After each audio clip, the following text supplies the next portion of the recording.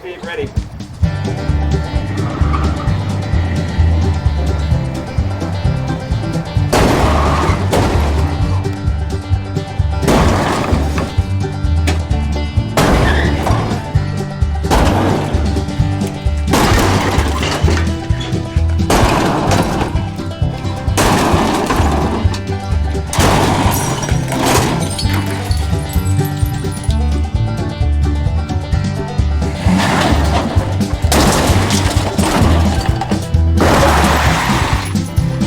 Car crash number 13, Lucky 13. We're hoping it's a signed hit.